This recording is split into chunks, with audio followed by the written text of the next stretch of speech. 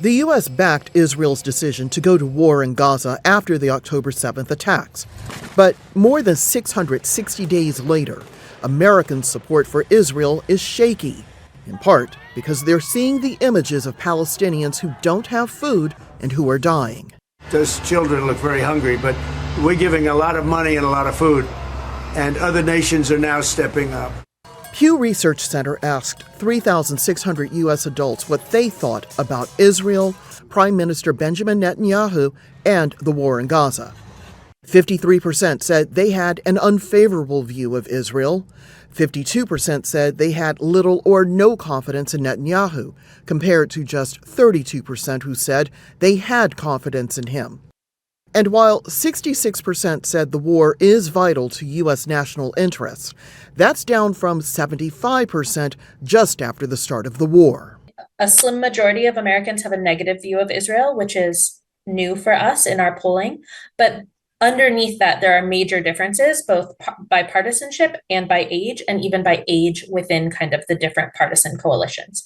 So we don't see a unified American public when it comes to views of Israel. We see major cleavages, both across age and party. A poll just published by Gallup reinforces the Pew findings. 50% of Americans supported the war at the beginning, but now only 32% do. 60% say they disapprove of the war.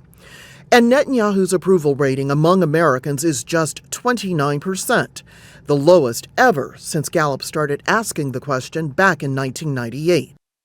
Young adults have been leading protests across the United States, their opposition to the war showing up in the polls as well. According to the Harris-Harvard poll, 40% of those aged 18 to 24 say they support Hamas, but the other 60% still support Israel.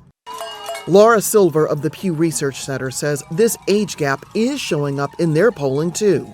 A third of adults under 30 say their sympathies lie either entirely or mostly with the Palestinian people. Older Americans, by comparison, are more likely to sympathize with Israelis. Israeli government officials say they have worried about losing the support of the American people.